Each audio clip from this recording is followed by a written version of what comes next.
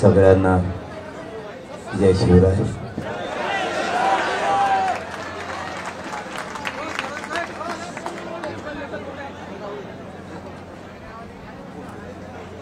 आज आपली निर्णायक बैठक होणार, शेवटची आणि निर्णय. मला तुमच्याशी सविस्तर बोलायचं, त्यामुळे तुम्ही सगळ्यांनी सविस्तर ऐकून घेतलं तर बरं होईल. मला तुमच्याशी काही घंट्यासाठी सविस्तर बोलायचं आणि मीडियावाल्यांनी त्यांचे कॅमेरे सेट करून तुम्ही लगेच खाली बसा.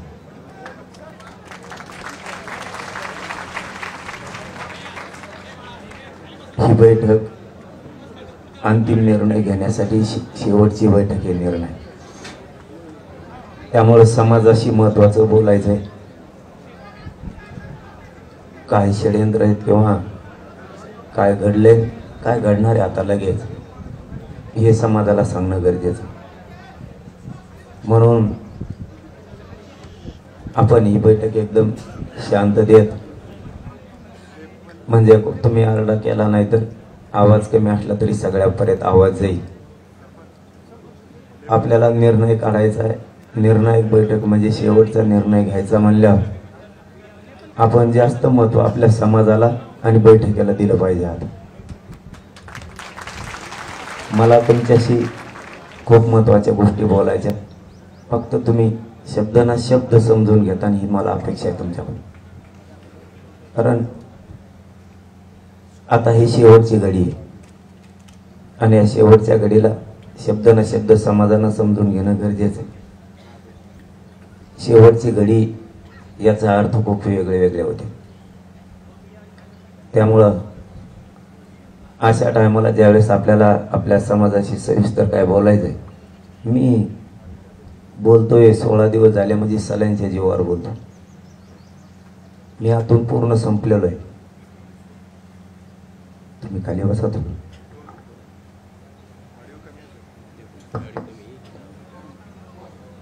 आपला याचा आवाज थोडा,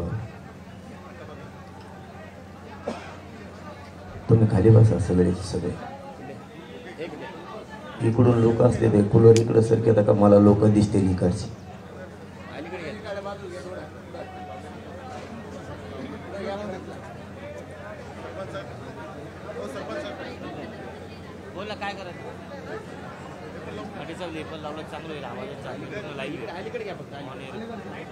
ते काय लाईव्ह 2, 4, 5, 7 मिनिटं चलन, परत बंद होईल.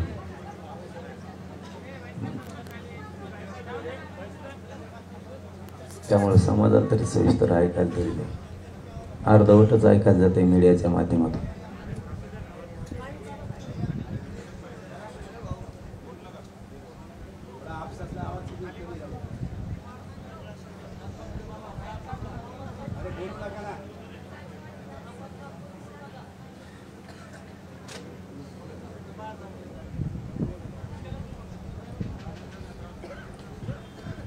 आता फक्त एकमेकाशी काही असलं तरी बोलू नका आणि आता उठू पण नका. आणि आपल्याला ही बैठक आता निर्णय करायची. मी समाजाचा ना नेता म्हणून करतो ना नेतृत्व म्हणून करतो. एक सामान्य घरातून आलेलं आहे आणि एक समाजाचं शेतकऱ्याचं पोरगा म्हणून करतो. मला कसलीच पहिल्यापासून हवं नाही, फक्त समाजावर लय निष्ठा आहे माझी आणि समाजावर प्रेम सुद्धा करतो. आणि म्हणून हे घडलंय. मी जर स्वार्थी असतो लबाड लुचाडणारा असतो तिथून मागच उघडा पडलो असतो. म्हणजे 17-18 वर्षातच कशाच्या ना कशाच्या निमित्ताने माणूस उघडा पडतो. मी मात्र समाजावरची माझी निष्ठा नाही डोळून दिली. ते आता समाजाने ठरवलंय, समाजाला नेता मिळाला नाही मिळाला. मी मात्र एक सामान्य म्हणून तुमच्यासाठी काम करतोय आणि निष्ठा आहे म्हणून करतो. निष्ठा असल्याशिवाय देवाची सुद्धा माणूस भक्ती नाही करू शकत. निष्ठा असली तरच देवाची माणूस त्या ज्या देवावर निष्ठा आहे त्याच्यावरच भक्ती करू शकतो. तसं माझा देव समाज आहे आणि समाजावर माझी निष्ठा आहे म्हणून मी त्यांना मायबाप मानले आहे. आणि एक मुलगा म्हणून किंवा एक गरीब घरातला पोरगा म्हणून जितकी ताकदीनं सेवा करता येईल तितकी करतो. ही निर्णायक बैठक आपल्याला घ्यावी लागली. ही आपल्याला नंतर घ्यायची होती पण आपल्या मराठ्यावर लवकर वेळ आली ती घेण्याची. कारण कोणीतरी स्वप्न बघताय मराठा हरवण्याचं आणि मराठ्याला हरवण्याचं स्वप्न बघायला लागले म्हणून थोडी लवकर घ्यावं लागली. नाही तर 3च्या नंतर बैठक होणार. आता मी मूळ विषयाला हात घालतो. मी छत्रपतीच्या समक्ष बसून सांगतो तुम्हाला, मी कुठल्याच पक्षाचा नाही किंवा कुठल्याच पक्षाच्या वतीनं काम करत नाही. हे तुम्हाला प्रामाणिक सांगतो. उद्धव ठाकरे साहेबांचं सरकार होतं त्यावेळेसही मी त्यांना बोललेलं आहे, ते मी कठोर भाषा. आणि आता यांचं आहे तरी बोललो. याचा अर्थ मी कोणत्याच पक्षाचा नाही, मी माझ्या समाजाचा. मला समाजापुढं कोणाचाच मुलायचा मी ठेवत. मग वेळे प्रसंग मला अर्ध्यावर समाजात सोडलं तरी चालत, पण मी समाजाशी निष्ठा नाही ऐकू शकत. आणि नेमकं झालंय काय आता ते सांगायला तुम्हाला सुरुवात करतो. नेमकं झालंय असं, सरकारनं दिलंय 10% आरक्षण.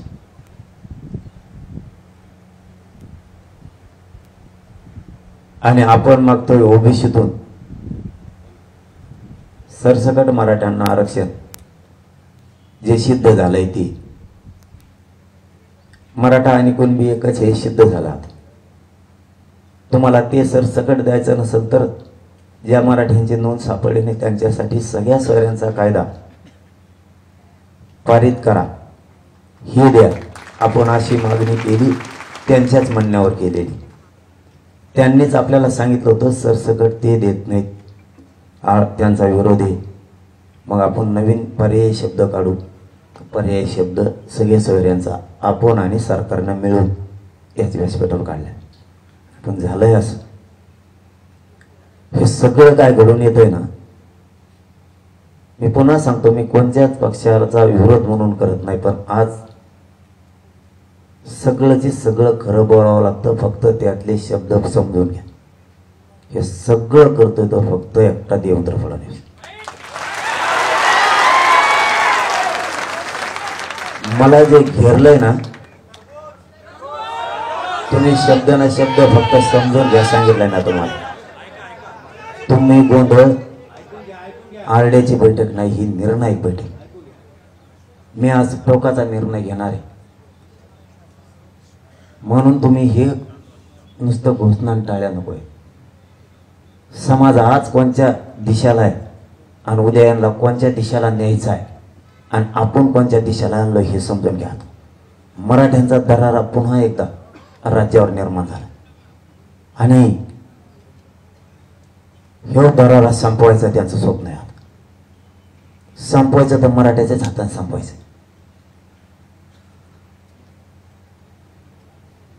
याच्यात एकनाथ शिंदेचे सुद्धा 2-4 लोक आहेत. शिंदे साहेब सुद्धा, अजितदादांचे सुद्धा 2 आमदार आहेत याच्यात. आणि सगळ्या सोयऱ्यांचं होऊ देत नाही आणि 10% मराठ्यावर लादायचं काही करू.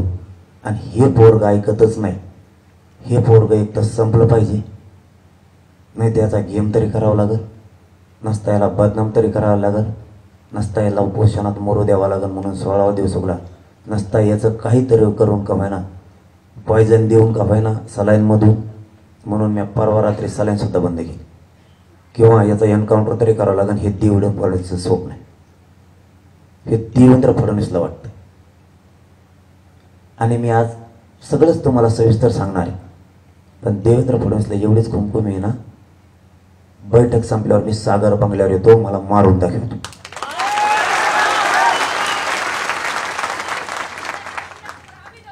तुला माझा बळी घ्यायचा आहे ना,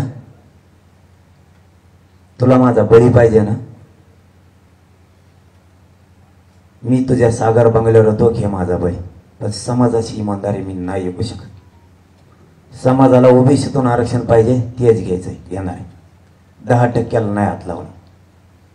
माझ्या तोंडून ओढून घेण्यासाठी तोच हे उभा केलेला आहे. मी त्याला दोष देत नाही. आता ह्यो जो उभा केलाय, ह्यो त्यांनीच उभा केलाय. मुंबईत बसून हे देवेंद्र फडणवीसनेच हॉटेल दिले.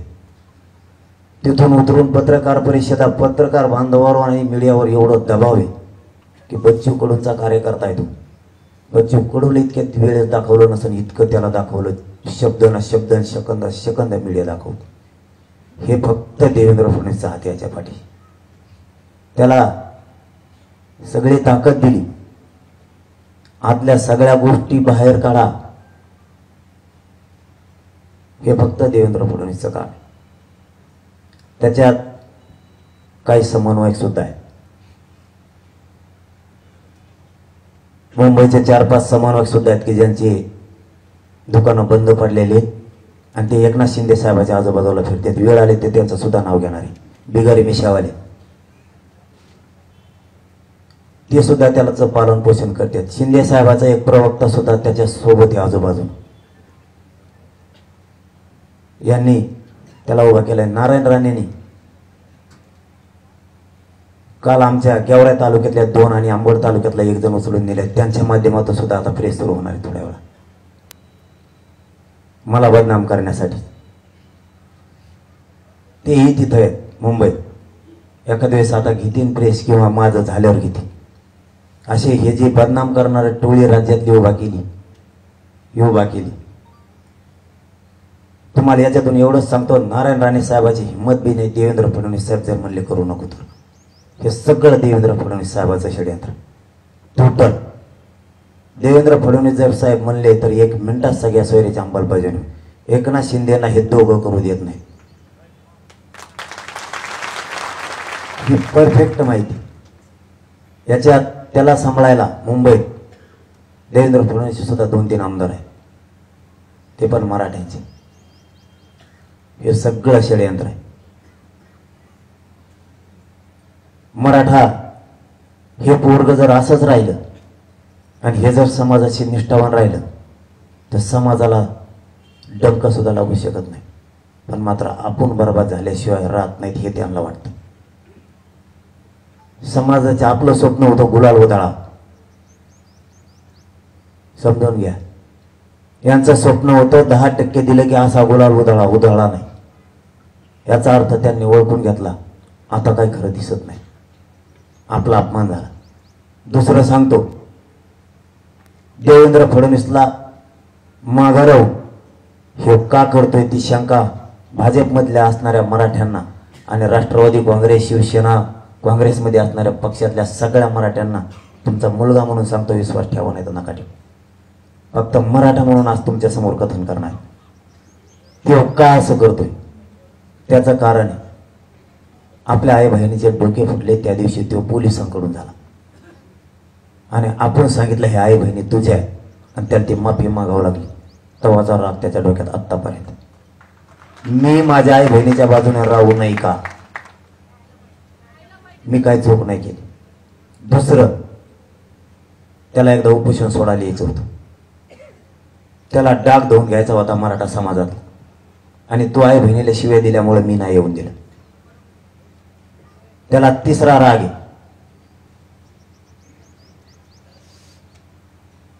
अमित शहा संभाजीनगरला येणार होता, तो आला नाही.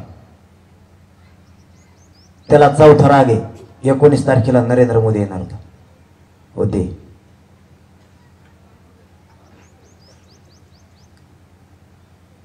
त्याला 5 वार आगे मी ब्राह्मण आहे आणि मी मराठ्यांना हरवून दाखीन. मी आजपर्यंत त्याला जातीवर कधीच बोललेलो नाही. त्याच्या डोक्यात वेगळ्या खुट्या आहेत. त्याचं जर नाही ऐकलं तर ते माणसं संपवी दे. मी पक्ष म्हणून बोलत नाही, माणूस म्हणून तुमच्याशी बोलतो. त्याचा जे ऐकणार नाही तो संपला जातो. तुम्हाला एकच उदाहरण देतो, त्याला पुढे गेलेलं कुणी खपत नाही. एखादी जात मोठी झालेली त्याला जमत नाही आणि त्याला त्याचे गुलाम म्हणून ऐकणारी जात लागते. आणि मराठे मात्र एका बाजून आलेत आणि हे पोरग जर राहिलं तर आपला विषय संपला आला. मग पर्याय, याला बदनाम केल्याशिवाय पर्याय नाही. म्हणून मला बदनाम करायचं आणि मला संपवायचं. उदाहरण म्हणून तुम्हाला सांगतो, त्याचा नाही ऐकल्यावर काय होतं. मी त्याचा केलेला अभ्यास एकनाथ शिंदेचा सुद्धा सांगणार, अजितदादांचा सुद्धा सांगणार. सुट्टी कोणालाच नाही माझ्याकडे. त्याच्याबद्दल केलेला अभ्यास. त्यांनी हे लोक मुंबईत फिरले आणि यांना सगळी ताकद पुरवली, पोलीस यंत्रणा पुरवली. मीडियाच्या बांधावर प्रचंड दबाव आणून त्यांनाही दाखवायला लावले. सगळे मराठ्यांचे आमदार सुद्धा आजूबाजूने फिरले. त्यांनी एकच विडा उचलला नसता. तो जर म्हणला तर कोणीच बोलू शकत नाही. कारण पाथर्डीचा एका माणसाने सांगितलंय, तो बाबा देवेंद्र फडणवीसच्या बंगल्यावर 20-19 तारखेला खाली आलेला आहे वरून. त्याच्यामुळे तो जर म्हणला तर ह्या राज्यात देवेंद्र फडणवीस साहेब जर म्हणला तर काहीच होऊ शकत नाही राज्यात, काहीच. हे जे चाललंय तर त्याच्या जीवावर चाललंय. आणि त्याचा न ऐकल्यावर काय होतं ते सांगतो तुम्हाला. जो माणूस स्वतःचा कधीच पक्ष सोडू शकत नाही, त्याच्या धक्का पक्ष सोडायची वेळ लोकांवर आली. त्याच्यातलं एक उदाहरण सांगतो. एकनाथ खडसे साहेब कधीच भाजप सोडू शकत नाहीत, कधीच. सोडायची वेळ आली, कधीच. विनोद तावडे साहेब कधीच बाहेर जाऊ शकत नाहीत, पक्ष सोडून जावं लागलं दिल्लीला. नाना पटोले साहेब कधीच भाजप सोडू शकत नाही, सोडावं लागलं.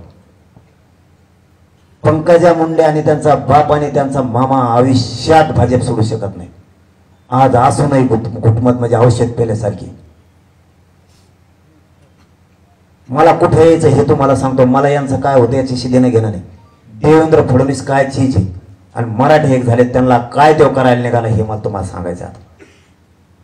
कारण हे त्यांच्या जवळच्याच लोकांची मंत्र्यांची माहिती. तो किती आत घुसतोय आणि त्याची किती यंत्रणा भारी हे त्याला आता रात्री तो पश्चाताप येईल. माझ्या विरोधात तू काय वापरशील? बदनामीचे षडयंत्र, बरोबर ना? बदनामीबद्दल शेवटी सांगतो मी तुम्हाला काय ते, त्याच्यावरही बोलणार मी. जो कधीच पक्ष सोडू शकत नाही त्यालाही सोडायची वेळ येते. याच्यामुळे मी माणूस म्हणून आज बोलतोय. फक्त ज्यांचे ज्यांचे नाव आले त्यांनी गपचिप मान हलवून तरी मान्य करा म्हणा. कधीच महादेव जानकर साहेबाचा धनगराचा नेता म्हणून मोठा नाही होऊ देणार, कधीच. मी आज फक्त माणूस म्हणून बोलतोय. देवेंद्र फडणवीस काय चीज हे सांगतो. बामणी कावा माझ्या विरोधात चढू देणार नाही, याला मनोज जरांगे मराठ्याचं पोट म्हणतो. तेव्हा बामणी कावा जर मोडा नाही ना तर माझं नाव बदलून ठेवील. तू आता ध्यानात ठेव. मी तुझ्याकडेच येतोय आता. तुला माझा बळी घ्यायचा आहे ना, तुझ्या सागर बंगल्यावर पायी येणारे उपोषण करत मेलो ना मधी याच्या दारात नेऊन टाका मराठ्यांना. मला निघालो तुझ्याकडे मिळाल. पण हे काय करू शकतो हे तुम्हाला सांगतो. हे काय करू शकतोय हे तुम्हाला सांगायला लागलो. याला मी सांगतो, याला पक्षाकडे ओढू नका. मी सांगतो याला पक्षाकडे घेऊ नका. कधीच आयुष्यात जीव जरी गेला, फासावर जरी लटकेलं तरी प्रफुल्ल पटेल राष्ट्रवादी सोडूच शकत नाही. एवढा धाक भरेला जेलचा की प्रफुल्ल पटेलाला राष्ट्रवादीत यावं लागलं, त्या काँग्रेस भाजपमध्ये यावं लागलं. मी माणूस म्हणून तुमच्याशी आज बोलतोय. कधीच अजित पवार राष्ट्रवादी नाही सोडू शकत. पण ना विलाज केला, जेलला जाण्यापेक्षा मध्ये गेलेलं बरं. ते इकडे आलाय. आणि तुम्हाला याच्या पलीकडे सांगतो, शिवसेना सोडताना छगन भुजबळने शिवसेना सोडली आणि वाचवलं शरद पवार. छगन भुजबळ का वाच राष्ट्रवादी सोडू शकत. आणि अजित पवारचं त्याचं जमत सुद्धा नाही, तर ते दोघं एकीकडे जाऊ शकत नाही. तरी बी पुन्हा जेलला देवेंद्र फडणवीस टाकेन म्हणून छगन भुजबळला तिकडे अजित पवारचं त्याचं पटत नसून जावं लागलं. एकनाथ शिंदे साहेब कव्हा शिवसेना सोडू शकत नाहीत बाळासाहेब ठाकरेचा विचार, कधीच ना विलाजानं त्यांना तिकडं माघारी जावं लागलं. आता तुम्हाला याच्या पुढचं सांगतो. अशोक चव्हाणांच्या घरात 3दा मुख्यमंत्री पद दिले बापासह, कव्हाच काँग्रेस सोडू शकत नाही तो, कव्हाच. पण जावं लागलं. आता मला एक प्रश्न पडलाय, तो ज्यांना जेलला पाठवलं ह्या पुऱ्याला, हे तो ह्या पक्षात आल्यावर कस काय चांगले झाले, आणि मला निष्ठा सोडायला लावून 10% तो घ्यायला लावणार, मग मी चांगला होणार आणि आरोप बंद होणार ना. कर तुला आरोप करायचे तर मी मराठ्यात सोडित नाही, कर तुला काय करायचं मग वाकडं. म्हणजे त्यांच्या दोरीत मला आणून बसतो, तुला आरोपात घेरी. मुंबईत सगळी यंत्रणा तुझ्या विरोधात बसवली, त्याला सगळ्या यंत्रणा उपलब्ध करून दिल्या. तुला घेरणार, एकदा समाजावरची निष्ठा सोडून 10% मान्य कर, नाही तर तुला घेरून संपवणार. मी मरायला तयार आहे. का करतो तू देवेंद्र फडणवीस? तू मनोज जरांगेच्या नादी लागला. मी शेतकऱ्याचा पोरग आहे, तुला पुरून पसंती द्या. सदाभाऊ खोत आणि राजू शेट्टी दरार निर्माण केला आणि बाजूला घेतला. तेच रविकांत तुपकर मध्ये सुद्धा केले.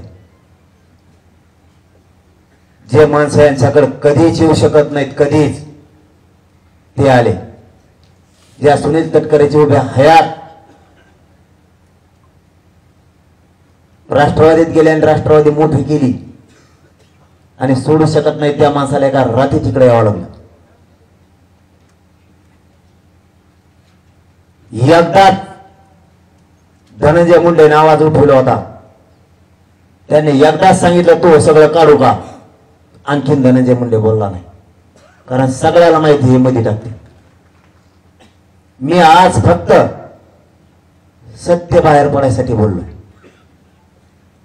यांना सगळ्याला विरोध करणार आहे मी, उद्यापासून पुन्हा करणार आहे. पण सत्य सांगायला लागलो. ज्यानं खरं भाजप मोठं केलं त्याची पुरीची आज काय दशा आहे पंकजा मुंडेची. ज्याला चालता सुद्धा येत नाही, पुरा अंग मोडलं, त्या एकनाथ खडसेंनी भाजप उभा केलं, त्यांची आज परिस्थिती काय. याचा जर नाही ऐकलं तर हे मानावर उलट टाकतो आणि ते तेवढा मायावर असला.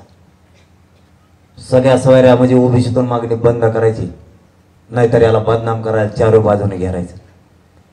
हे राज्य देवेंद्र फडणवीस चालवतो ना, एकनाथ शिंदे चालवतो ना अजित पवार चालवतो. त्यांनी सांगितल्याशिवाय इथं काहीच होऊ शकत. काल आपण रास्ता रोको केले फक्त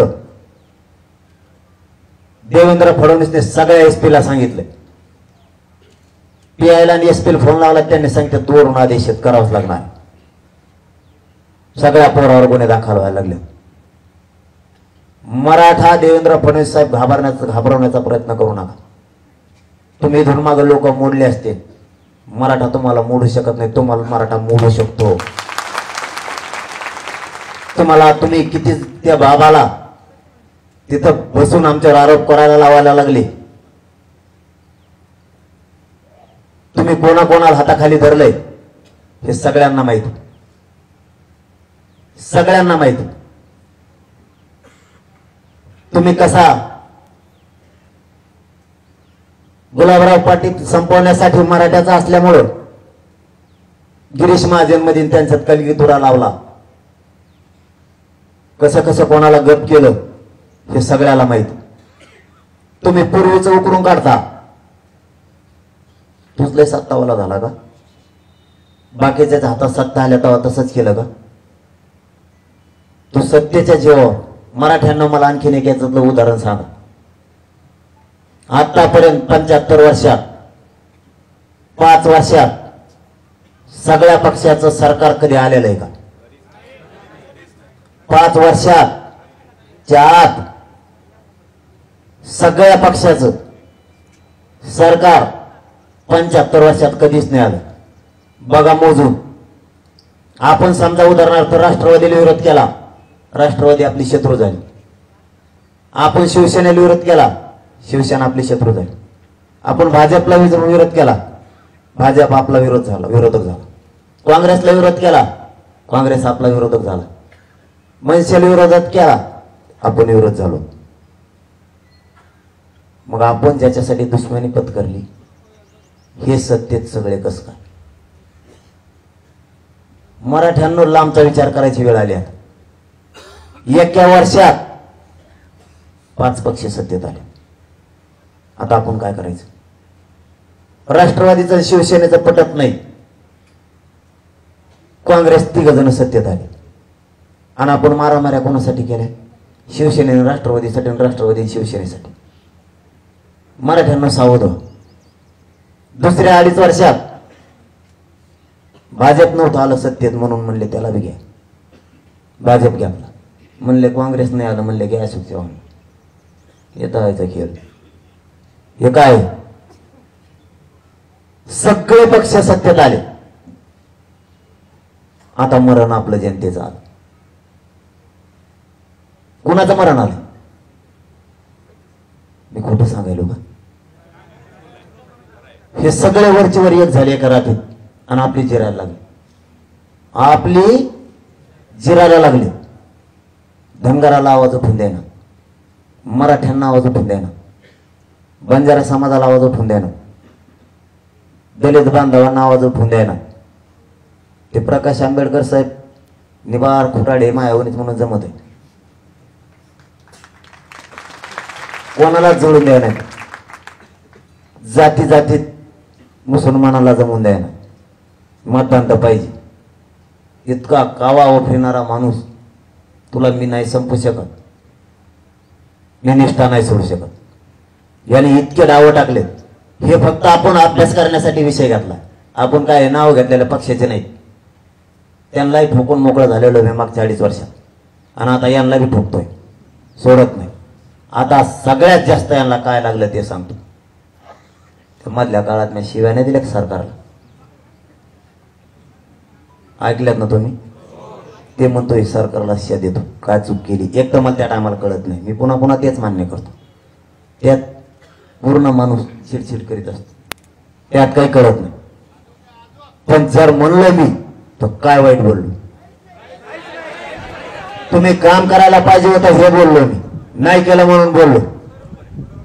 आणि त्यांचं म्हणणं आलं त्याच्या माध्यमातून. तो म्हणलाय बघा त्याच्या बाईट, तुकाराम महाराजांचा, जगद्गुरु तुकाराम महाराजांचा विषय नाही. ते माफी मागितली, मी शरण गेलो त्यांना, ते विषय संपला होता. आता मग पुढे जायची आता गरज नव्हती. पुढे गेला. उद्धव ठाकरेंना यांनी शिव्या दिलेल्या असं सांगतो आणि यांनी सरकारला सुद्धा शिव्या दिल्या. म्हणजे तू नेमका मराठ्याचा आहे, कोणाचा आहे? तू मराठ्या कोणी, कोणा कोणी? मी मराठ्या कोणी. मी सरकारला घोडेच लावणार, चूक केल्या. याचा अर्थ याला देवेंद्र फडणवीसने बसवलंय तिथं पक्क. आणि यांनी याला असं वाटतं हे गाव खेड्यातल्या आणि शहरातल्या ब्राह्मणांच्या आपल्यात वाद लाव, म्हणजे वाद झाला पाहिजे. हे स्वप्न नाही आहे त्याचं. आणि यांचा आपला काही संबंध नाही. तो बामणी कावा वापरायला लागला माझ्या समाजाच्या विरोधात. ओबीसीतून द्यायचं नाही. तुला माहिती आहे का मराठ्यांजवळ किती आडे? तो बामणी कावा जर खुटील नाही आड केला ना तर मराठी आवला सांगणार नाही. ते बामणी कावा माझ्या विरोधात, माझ्या समाजाच्या विरोधात वापरायला लागला, गुन्हे दाखल करायला लागला. तुला 5 महिने झालं आंतरवालीतले महाराष्ट्रातले गुन्हे मागव आहे ना. तुला हैदराबादचं गॅजेट घ्या म्हणून सांगतो, तुला 5 महिने लागतात नुसते गॅजेट घ्यायला, नुसतं घ्यायला. वाचव परत 5 महिने घ्यायला लागून ती वजा असलं त्याचं. तर केवढी फसवणूक आहे समाजाची. हे सगळं देवेंद्र फडणवीस करतोय. आणि याचं स्वप्न आहे काही झालं तरी हरकत नाही, सगळ्या सोयऱ्यांचं करू नका. आणि मराठ्यांनी आणि मी पणच मानला आता सगळ्या सोयऱ्यांचीच अंमलबजावणी घेणार, गॅजेटच घेणार. बॉम्बे गव्हर्नमेंटचं गॅजेट तू कसं काय नाही घेणार? सातारा संस्थानचं कसं नाही घेणार? देवी देवतांचा लस तुम्हाला हे मुद्दे सांगतोय ते घेऊ म्हणला घेतलं नाही, देवस्थानचं घेऊ म्हणलं घेतलं नाही, त्याचा GR झालाय पण यांनी घेऊन दिलं नाही. मला घेऊ भाटांचं घेऊ म्हणला घेतलं नाही. आता तुम्हाला आणखीन एक मुद्दा सांगतो. 23 डिसेंबरला समितीला मुदत वाढ दिली. 23 डिसेंबर ते आज 25 फेब्रुवारी समितीने आतापर्यंत काय केलं? काहीच केलं नाही. सरकारने देवेंद्र फडणवीसच्या म्हणण्यावर प्रमाणपत्र द्यायचे बंद केले. देवेंद्र फडणवीस तुला खुमखुंडी मैदानात ती असले माकडं माझ्या विरोधात वापरू नको. तू काल गेवरातल्या 2 अंबड तालुक्यातल्या 2 नेल्यात.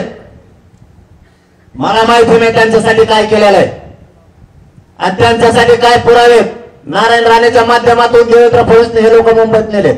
मला माहिती नाही त्यांच्यासाठी काय केलेलं आहे आणि त्यांच्यासाठी त्यांचेच पाहुणे पुरावेत. वेळ पडली तर ते उभा राहतील स्वतः. तू काय बोलायला लावशील माझ्या विरोधात त्यांना? तो देव बसवला दुसरा एक मुंबईत येऊन तो बुवा काय बोलायला लावतो तो त्याला? मी काय चूक केली? समाजाला आरक्षण दिलं, मी समाजाबरोबर निष्ठा ठेवली माझ्या. तुला वाटतं नाही निष्ठा विकायची? मी काय विकायची? मी 10% कशामुळे घ्यायचं? माझ्या मराठ्याचे मान्य आहे. तू काय वजून घ्यायला लागला त्याचा तोडावर? याला जबाबदार फक्त देवेंद्र फडणवीस. माझे दुसरे गुन्हे काढणार, 420 गुन्हा काढणार आणि मला मध्ये टाकणार आणि तू पोलिसांना मला गोळ्या घालायला लावणार. तुला माझा बळी पाहिजे ना? चल मी सागर बंगल्यावर येतो थोड्या वेळानं, तू खाल गोळ्या. मला बळी द्यायचा मायबाप मराठ्यानं सांगतो एकानं मस्त घ्यायचं नाही. मी त्याच्या सागर बंगल्यावर चाललोय, त्याला माझा बळी पाहिजे ना? तू घे, फक्त माझं कुटुंब उड्यावर पडून देऊ नका. एकतर येताना सगळ्या सोयऱ्यांचा गोळा घेऊन येतो, नाही तर त्याला माझा बळी पाहिजे तर देवेंद्र फडणवीसला बळी देतो. तू दुसरं काय काढलं? या राज्यात एक जरी छेड काढलेली तक्रार माझ्यावर असली, छेडछाड केलेली असली, बलात्कार विनय भंग केलेली जर असली, समाज म्हणून ती मी ऐकायला तयार आहे. तक्रार म्हणतोय मी. या अंतर्गतची एक बी आई बहीण जर म्हणली मी वाकड्या नजरेनं बघितलं तर मी म्हणून ते करायला तयार. भांबेरे गावात मी राहिलोय, त्या गावातली एक जर आई बहीण म्हणली वाकड्या नजरेनं बघितलं, तुम्ही म्हणता त्या ऐका व्यासपीठाच्या खाली कायमचा मराठा समाजाचं नाव सोडून जाईल. साष्ट पिंपळगावला 6 महिने काढले. एक जर आई बहीण म्हणले वाकड्या नजरेनं बघितलं तर म्हणून ते ऐका देवेंद्र फडणवीस विचार करून आरोप करायला लाव. मी वडी करायला राहिलो, तिथली एक जर आई बहीण म्हणली वाकड्या नजरेनं बघितलं. आणि याच्या पुढचं सांगतो आता, माझ्या विरुद्ध राज्यात महिलेने दिलेली एक बी तक्रार असली तरी तुम्ही म्हणता ते मी ऐकत. एक मग मी तिला त्रास दिलेला असेल, जोर जबरदस्ती असेल, विनयभंग असेल, छेड असेल, जी काय असेल त्यासाठी एक तक्रार जर राज्यात कोणत्या पोलीस स्टेशनला सापडली 30 वर्षापासून आतापर्यंत आजपर्यंत आजची 25 फेब्रुवारी पर्यंत, तर मी म्हणून ते ऐकल तुमचं. एखाद्या माणसाला गावात एखाद्या माणसावर उदाहरण घेऊ आपण, त्याच्या विरुद्ध जर गावात एखादी किंवा शहरात तक्रार जर असली तर तो अपराधी.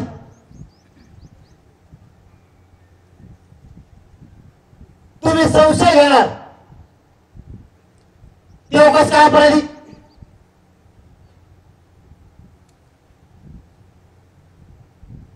त्याने जर काही गावात चुका केल्या,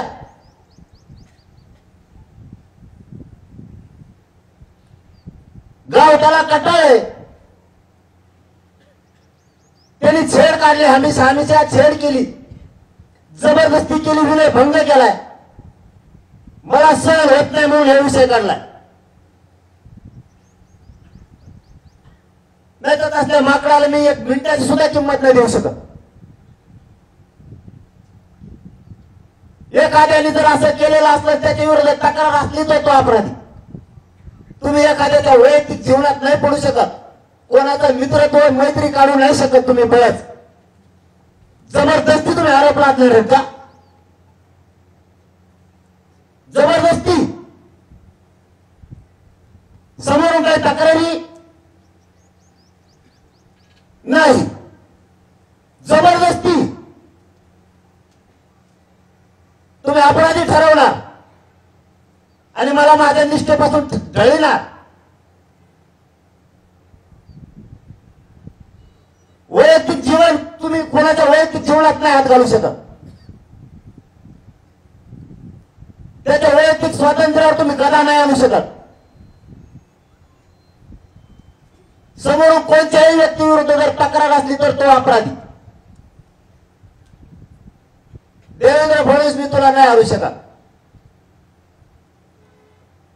तू माझा बळी घेणार आहे ना, उपोषण करून मरण्यापेक्षा, तू जेलमध्ये 420च्या माध्यमातून टाकण्यापेक्षा मीच तुझ्याकडे येतो. तू घे बळी, तुझ्या सागर बंगल्यावर येतो. आता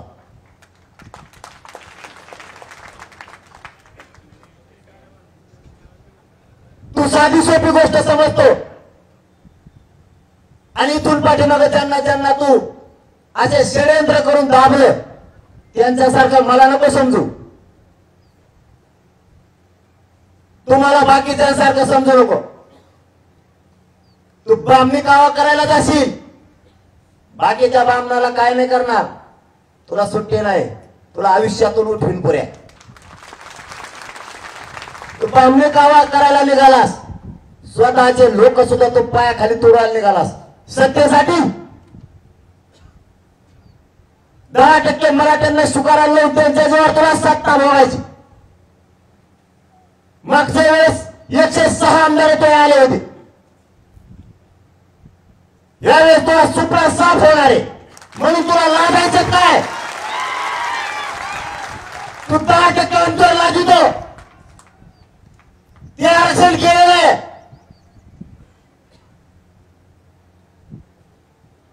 आणि आता हे सुद्धा जाणार आहे पुन्हा, म्हणून मी याला हात घालत नाही. तू पहिले लोक मॅनेज केले असतील म्हणून त्यांनी ते घेतलं असेल. आम्ही हे पण घेणार, पण सगळ्या सोयरे सुद्धा अंमलबजावणी घेणार. तुला त्याशिवाय सुट्टी नाही. आता नरेंद्र मोदी साहेबांनी याचा षडयंत्र बंद करावं. आता याचा परिणाम तुम्हाला 14 राज्यातले शेतकरी सुद्धा भोगायला लागणार आहे. तुम्हाला आता सोडित नाही कोणी. तुम्ही शेतकऱ्याचे मोठे पाडायला निघाला तुमच्या सत्तेसाठी. तुम्ही पटेल समाज सगळा संपवायला निघालात गुजरातचा. मराठ्यांच्या आणि भारत देशातल्या क्षेत्रीय मोठ्या जाती संपवायचा तुमचा वेळ आहे. यादव समाज, जाट समाज तुम्ही पुरा संपवून आणलाय.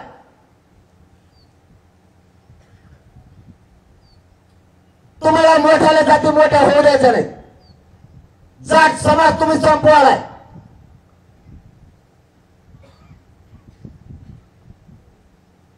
ही कोणती तुमची रणनीती आहे? म्हणजे तुम्हाला मोठ्याल्या जाती संपवायच्या आणि छोट्या छोट्या जाती, मोठ्याल्या जाती संपून छोट्या छोट्या जाती मोठ्या करायच्या. तुम्ही उत्तर प्रदेशात मधला सगळा बौद्ध समाज संपवला, मायावतीला संपवलं. मला राजकारण नाही करायचं, मोठ्याल्या जाती कशा संपवायला लागले ते बघा. महाराष्ट्रातला मुस्लिम समाज संपवायचा, महाराष्ट्रातली नंबर 2 ची धनगरांची जात नाही आरक्षण द्यायचं, काय झालं तरी वापर करायचा, पर्याय उभा करायचे. 2 पर्याय माझे जानकर मी करतो. चला दुसरा पर्याय द्या माथेकर साहेबांना. वारे देवेंद्र फडणवीस, पंकजा मुंडे करते, पर्याय द्या. भागवत करार, वारे देवेंद्र फडणवीस,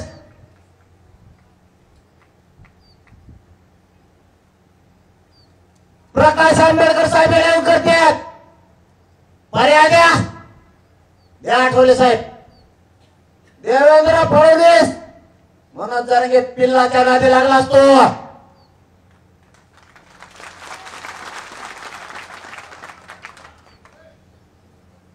तुला कोणाच्या वैयक्तिक जीवनात हात घालण्याचा अधिकार नाही. कोणाविषयी तक्रार असेल तर तो अपराधी आहे, त्याला टाक जेलमध्ये, हरकत नाही. षडयंत्र करून जबरदस्तीनं आरोप करायला लावून मला मध्ये टाकायच्या भानगडीत पडायला लागला की काय, त्याला मुंबई सांभाळायला लागलास.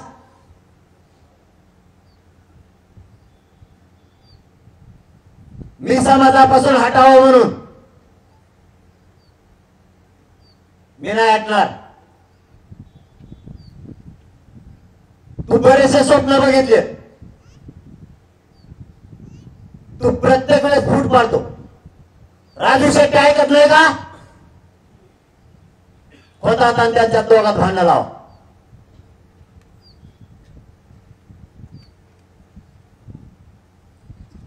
नारायण राणे साहेब ऐकत नाही का? काँग्रेसमधून त्याला वडा बाहेर करा, त्याचं जुनं मॅटर. देवेंद्र फडणवीस पलटी जर तुझ्यावर पलटली, बामणी कावा संपला, तो बी संपला, भाजप संपली. संपू नको. मी भाजप संपायला नाही आलो, मला काही पक्षात देणं घेणं नाही. मला माझ्या मराठ्यांसाठी सगळ्या स्वारीची अंमलबजावणी पाहिजे. ती दे, माझा विषय संपला. मी ना राजकारणात येणार ना बाजूला कुठं काय. मला सगळ्या स्वारीची अंमलबजावणी पाहिजे. मराठ्यांना ज्याला मतदान करायचं त्याला करते, मला नाही देणं घेणं. पण मी मराठ्यांचं मला देणं घेणं इथपर्यंत. एकदा त्यांना त्यांच्या लेकराला आयुष्याचं आरक्षण मिळून दिलं ना ओबीसीतून, माझा विषय बाजूला संपला. आणि त्याच्यात तुला काय सुट्टी नाही. हे किती षडयंत्र आहे. मराठ्यात फूट पाडायची. आता मराठा पक्षाच्या विरोधात झालाय, पक्षाच्या विरोधात. मग आता धाक भरायचं कोणावर? कोणावरच नाही. नेत्याला सांगावं तर त्यांचा नेतीच ऐका ना. मराठ्याच्या आमदाराला म्हणावं, त्या लोकांना सांग. लोक आमदाराचं ऐकायला तयार नाहीत मराठ्याचं. मंत्र्याला जर म्हणाव तुला मंत्रीपद आहे, तू त्या मराठ्याचं लोकांना सांग. त्या मंत्र्याचं मराठी ऐकायला तयार नाही. मग ही गाडा सगळा आपल्या दोघाजवळ आलाय, आता जनतेजवळ मायाजवळ. मग जर हे पोरग एवढं हट्टी आहे, याला घेरा आता. आणखी 16-17 जण राहिलेत मला घेरणारे. आत्ताशी ही 4थी टोळी. एक टोळी जाऊन आली कोल्हापूरला, बहुतेक चंद्रकांत पाटलाकडे गेली असत. देवेंद्ररावांनी मिशा वाहिनीला घेऊन गेलत. आंबड मधले समन्वयक दुकानं बंद पाडलेले, हे उंदरच सक्रिय झाले. आता शेपट तुटलेले. थोडे मराठ्यांना एकदा नाव कळायला लागले, तुम्हाला ठेसलंच म्हणायचं मराठी. हो घेऊन गेलाय. आंबड तालुक्यातले 4 आणि गेवरा तालुक्यातला 1 कोल्हापूर वारी करून आणलंय. त्यांना इथं 20 तारखेला निर्णय झाला, त्या दिवशी शहागड ते वडी गोत्र बोर्ड लावायचं होतं एकनाथ शिंदे साहेबांचे. इतके पैसे दिले ही मला आमची कंपनी सांगते. इतके लोक फोडले पण मराठ्यांनी त्यांना मुटकवर नाही काढून दिलं, कारण मी काही वाईट नाही केलं. 75 वर्षात न मिळणाऱ्या माझ्या जातील दिलाय. समाज जर मला बाजू सरकत, मी 1 मिनिटात बाजू सरकतो. मला काय हवं नाही कशाची, ना मला आमदार व्हायचं ना मंत्री व्हायचं. यांना शिवाय दिलेल्या सगळ्यात जास्त लागल्या त्या दिवशी, आणि 10% घ्यायना. या दोन्हीचा दात धरलाय त्यांनी माझ्यावर. एकनाथ शिंदे साहेबांनी पण, देवेंद्र फडणवीस साहेबांनी पण, आणि या अजितदादा पवारांनी पण. म्हणून त्यांनी हा बुवा, याच्यात अजित पवारांच्या 2 आमदार आहेत, याच्यात एकनाथ शिंदे साहेबांचा प्रवक्ता आहे, याच्यामध्ये एकनाथ शिंदे साहेब जवळचे मराठ्यांचे समन्वयक आहेत काय, याच्यात काही आमदार आहेत शिंदे साहेबांचे सुद्धा, याच्यात देवेंद्र फडणवीसचे 2-3 आमदार आहेत.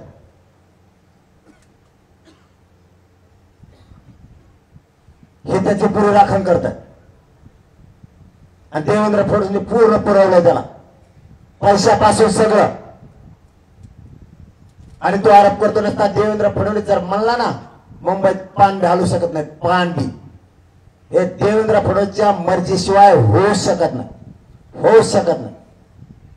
हे सगळं देवेंद्र फडणवीस तर असलेला डाव आहे. बहुजन, ओबीसी आणि मराठा संपला पाहिजे, हे पहिल्यापासूनचे ते डाव आहेत. नसता माझा ऐका, नसता तुम्हाला मध्ये टाकी, हे प्रत्येकाला धमकी. मला मध्ये टाकायला त्याचं काहीच नाही. पुन्हा सांगतो मराठ्याला, ते 420 म्हणजे काय, मी काय कुणाचे पैसे आणून बुडलेले नाही. माझ्याजवळ काय रे बुडाला, ते नाटक आणलं होतं छत्रपतींचा, आणि ते समाजाला दाखवलं. काय वाईट केलं, छत्रपती दाखवला, तोटा आला, पैसेच नाही द्यायला, कुठून देऊ. ती 420चा गुन्हा दाखल केला ते, त्याच्या आधी पुढचं सांगतो काय झालेलं. ते पैसे आल्याला तोटा, त्या 3 जण होते, त्यांनी वाटून घेतलेला तोटा, आपल्या आपल्या वाट्याला आपले आपले हिस्से पडलेले. त्याच्यामुळे त्याच्यात मग बळच नाव आलेले की हिस्सा दुसऱ्यावर आहे, मी इकडे तिसऱ्याच्याच पैसे भरतो या जागी. तरी मग नाव त्याच्यात बी असलं तरी काय मोठं नाही, छत्रपतीसाठी गुन्हा आहे. त्यात तोटा आला, त्यात पैसेच नाही आले, मी काय करू, माझ्याजवळ काही नाही. तू काय गुतणार मला देवेंद्र फडणवीस, त्याच्या माध्यमातून उकरून घ्यायला लागलास. माझ्यावरती कसलाच आरोप नाही, कसलीच तक्रार नाही. एक बी राज्यात कसलीच तक्रार असली तर मी म्हणून ते भोगायला तयार आहे. पण वैयक्तिक जीवनात तू कोणाची मैत्री नाही काढू शकत. वैयक्तिक जीवन जगण्याचा प्रत्येकाला अधिकार. तू हे डावर असतो माझ्यासाठी, आणि त्याच्या माध्यमातून त्याच्यावर तर मी बोलत नाही. ही सगळा करता करू होतात तू, आणि तू ही जिरवायची. तुला माझा बळी पाहिजे ना, पाहिजे ना. इथं उपोषण करणं मरण्यापेक्षा मी कोणाच्याच वाहनात बसणार. मी तुझ्या सागर बंगल्यावर पायी येतो. मध्ये जर मेलो मी मध्ये अन्न घेणार नाही, असंच उपोषण करत जाणार. त्याच्या दारात माल नेऊन टाका. त्याला बळी पाहिजे माझा. पण एक तर आता मला माघारी आणा तुम्ही मेलेला म्हणून, आणि मला हट्ट करायचा नाही कोणी. मेला म्हणून एकतर माघारी आणा. नसता येताना गुलाल घेऊन येतो सगळ्या स्वाऱ्यांचा, मराठ्यांसाठी फुटत नाही मी त्याला. आता त्याला दाखवतोच आता मराठी काय असते.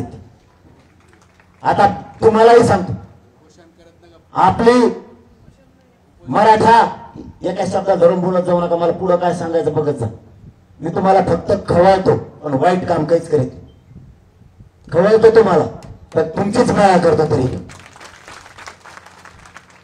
यांनी माझ्या जवळचे फोडायला सुद्धा चालू केले. काल एक इनोवा गाडी आली होती, तिथे वडाच्या पलीकडे थांबली. त्याला माहित होतं इकडे सीसीटीव्ही. त्याने इकडे येऊन सांगितलंय, बरोबर का, न घेऊ तुमचं नाव. बरं नाही घेत. आता ती गाडी उभा केली, इकडे आणला. मला आम्हाला शिंदे साहेबांनी पाठवलेले मुख्यमंत्र्यांनी. त्यांनी इथले 10 नंबर नेलेत. कोणाचे नेलेत मला माहित. इथून ते पंपार गेला वडीच्या पलीकडच्या, तिथं आपला एक माणूस होता.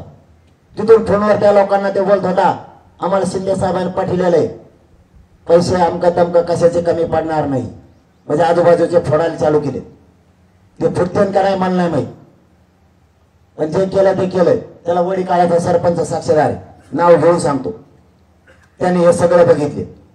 चेहरा जर समोर आला तर ते म्हणले नरड्यात धरून त्याला तुमच्या पुढे आणतो. पण त्या गाड्या घेऊन गेल्या, त्या गाडीला नंबर नव्हता. हे सगळ्या देवेंद्र फडणवीसची चाल सुरू झाली. आमच्या जवळचे काही जण म्हणते सरकारने डायलॉग बंद केले. डायलॉग म्हणजे चर्चा, ते करणार नाहीत कधीच. डाव चर्चा, कारण हे माणूस 10% ऐका जे माया सांगितलं ते याचा अर्थ त्यांना घुमिलं वाटतंय. 10 तारखेपासून आज 24 तारखेपर्यंत माझे फोन ज्या मंत्र्याचे मला येते, ज्या आमदाराचे येते, ज्या प्रशासनातल्या अधिकाऱ्याचे येते, ज्या 2-4 जणांकडे माझे फोन येतात, ते समाजासमोर समाजाला सांगतो. त्यांनी मला आतापर्यंत 10 तारखेपासून कोणाच्या फोन आले सांगितलं सुद्धा नाही. तर नाही आले हे बी नाही सांगितलं. आणि मराठा समाज राज्यातला जर मला फोन करत असला, माझं आंदोलन होत तर नाविलाज आहे. मी तुमच्याशी बोलू शकत नाही, नाराज होऊ नका. जर तुमचा फोन मला कोणी नाही दिला तर ते तिकडचं काय कारण सांगत असतील माहित नाही, त्यांच्यावर आरोप नाही करायला. पण मी जर बोललो नसेल तर नाराज होऊ नका. मी फक्त हे सगळ्या सोयरीचे अंमल होऊच तरच तुमच्याशी बोलणार नाही. त्याच्यानंतर रात्रंदिवस बोलणार. मी एकच फोकस केला, मराठ्यांना ओबीसीचं आरक्षण मिळून देऊस तर समाजावर आणि आजूबाजूच्या विश्वास ठेवायचा. आता आजूबाजूच्यानी कसं वागायचं ते ठरवायचं. ते सरकारकडून काही त्यातले बोलायला लागले, डायलॉग बंद झाले. जर डायलॉग बंद होण्यात काही होतो राहील समाजाकडून, तू कोणत्यांची बाजू उडीतो. तुला फोन आलेत का त्यांचे सांगा ना, तिकडेच हिंडतो. तुला येळ मिळाला तर येतो. 2-4 जण जवळपास लांब गेलं जमाय. क्लासेसवाले सांगत ते तुम्ही ऐकत नाही. क्लासेसवाले काय सांगत तुला माहिती? तुला काही माहित नाही, कशाला डोकं लावतो मधल्यामध्ये. काही काय घेतलं असं म्हणून तिकडून बळच बोलायला लागले. मला आणखीन बी त्यांच्यावर जाहीर आरोप नाहीत करायचे. नाही तर याच्यातले 7-8 जण असे तुम्ही आणखीन दिशा नेवा. तुम्ही सरकारचे निरोप माझ्याकडे घेऊन येत होते आणि मी तुम्हाला लाथाने ठोकीत होतो. आपल्या पैसा पद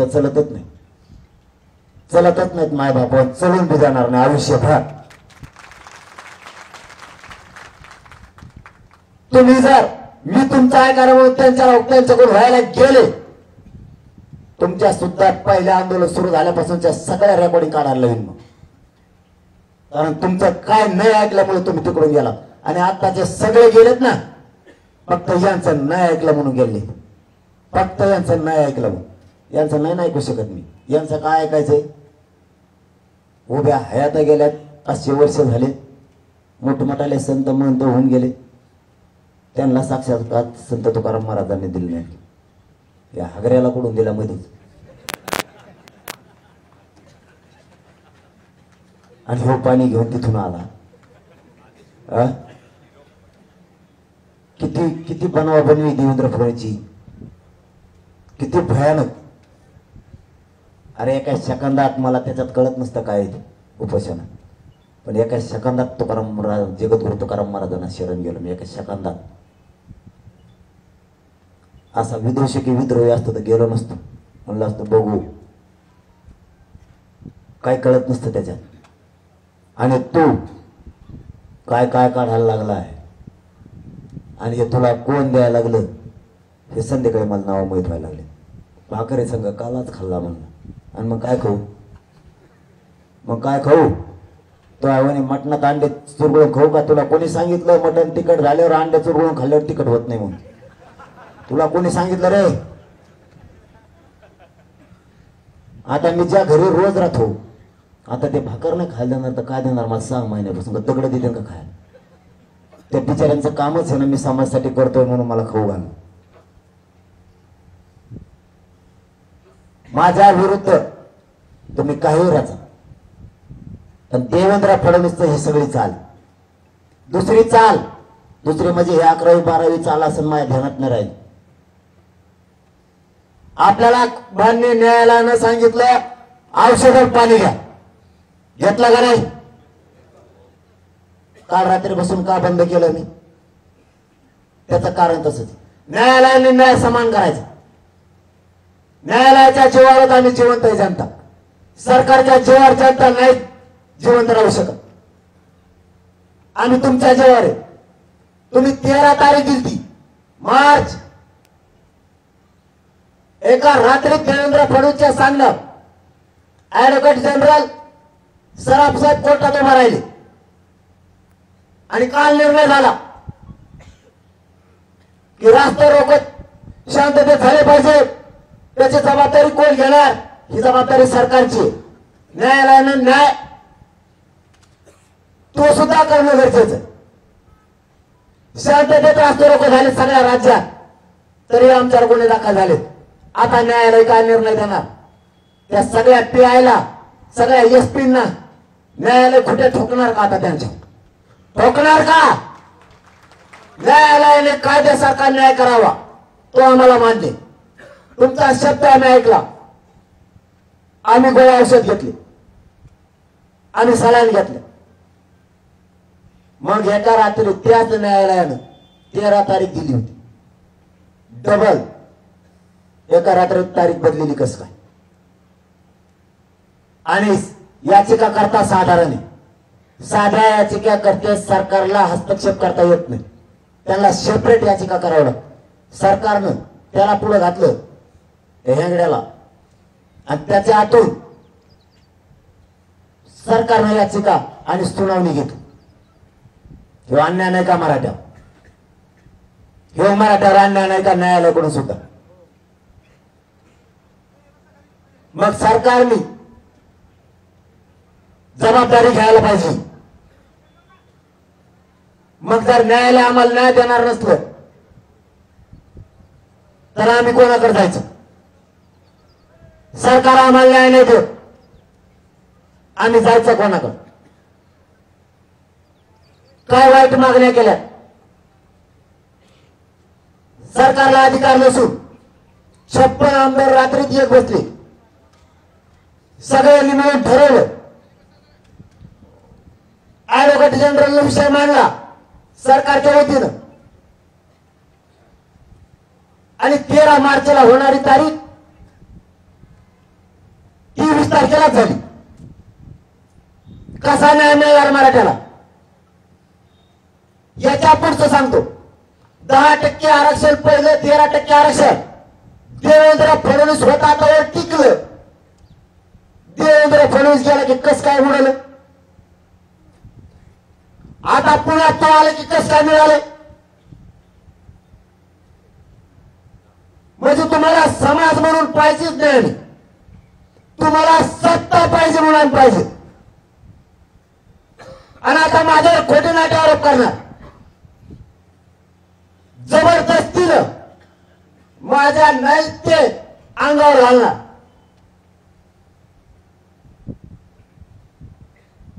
आमच्या विरुद्ध एकही राज्यात तक्रार नाही, एकही सिंगल इथं या माऊलीला त्रास दिला म्हणून तुम्ही काही काढणार. माणसाच्या विरोधात तक्रार असल्यावर माणूस अपराधी असतो, तक्रार नसल्यावर नाही. तुझ्या विरुद्ध तरी 376 आहेत. काल एक माऊली माझ्याकडे आली होती, त्याने तिच्यावरती जबरदस्ती करायला लावली. मराठ्यांनी जर साथ दिली तर ती सुद्धा माऊली बोलायला तयार आहे. वा रे महाराज. आणि देवेंद्र फडणवीस त्याला बकरा बनविले.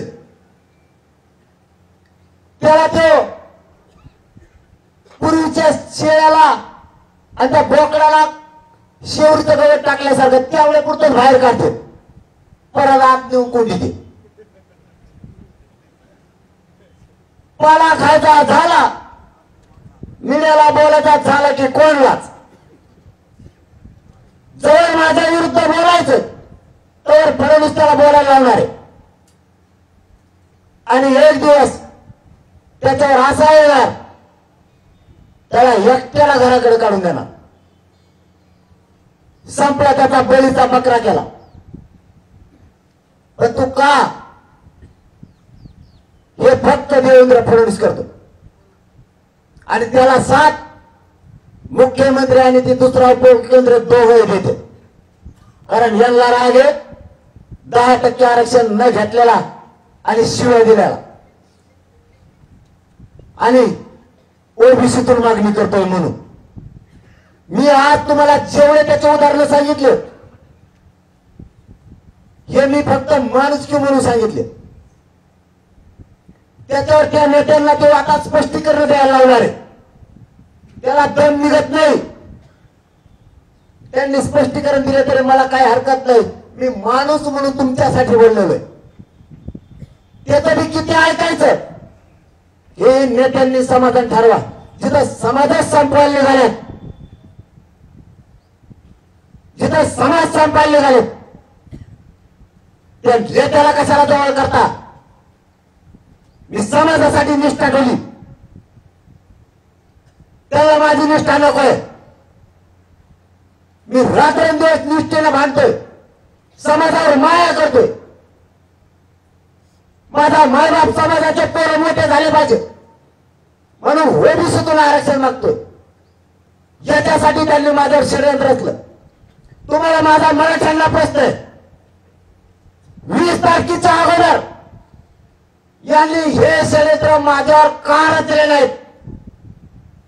मराठ्यांनी सुद्धा मला उत्तर द्या. आता हे षडयंत्र त्यांनी 20 तारखेच्या अगोदर का रचले नाहीत?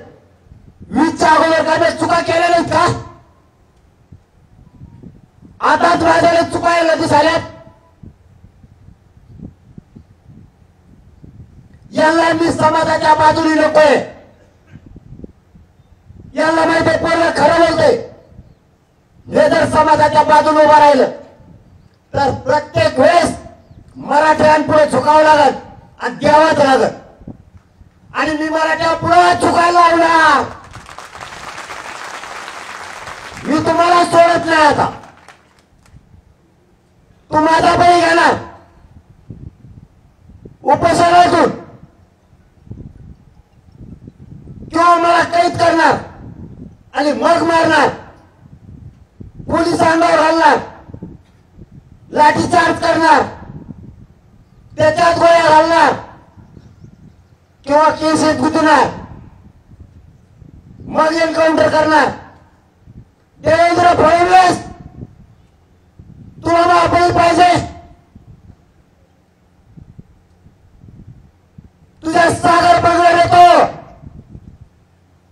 माझा बळी घे, नाहीतर याचे चाळे बळीकार नसता करायला लाव. पाहिजे तुला बळी.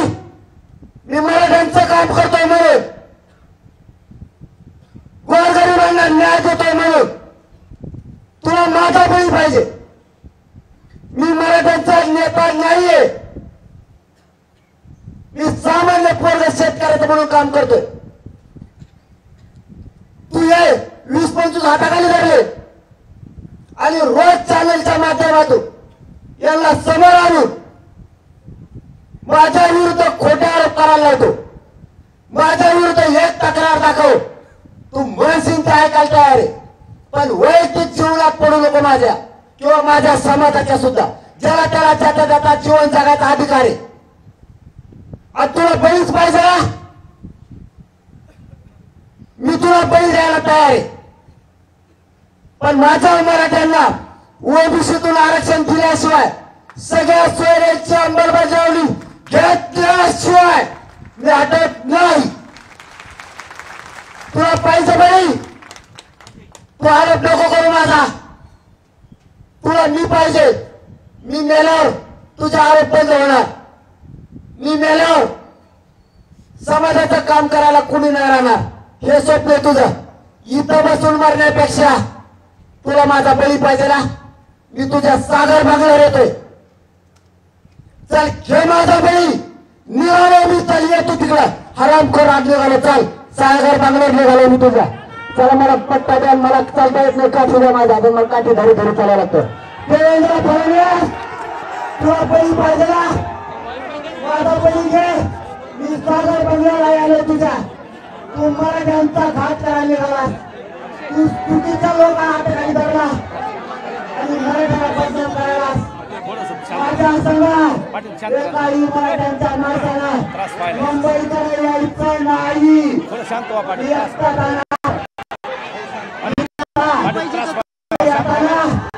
येताना आरक्षण घेऊन येणार सगळ्या मराठ्यांची रस्ता देवेंद्र फडणवीसचा बळी पाहिजे ना, काम करणार बळी घे. मी तुझ्या सागर बंगल्यावर आलोय. मला खाता येत नाही, मला काय समाजाने जमत नाही. बापाने भावने मला माहित नाही, ते समाजात जमत नाही. मला चालता येत नाही, मला काठी हातात धरायला होतं.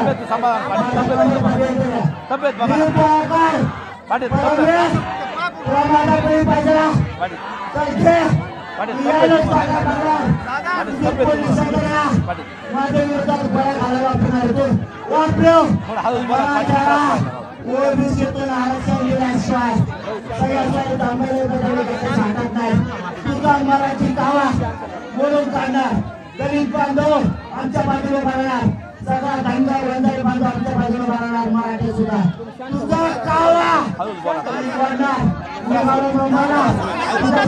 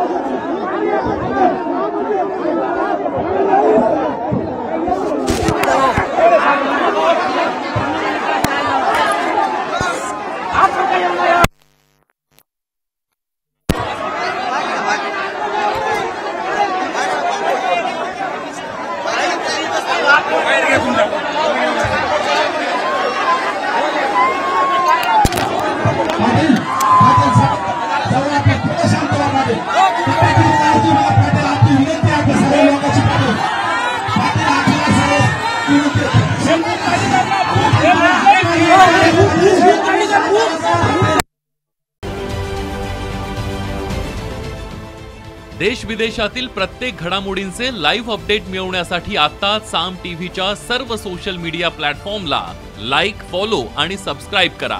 तसंच सर्व नोटिफिकेशनसाठी बेल आयकॉन प्रेस करायला विसरू नका.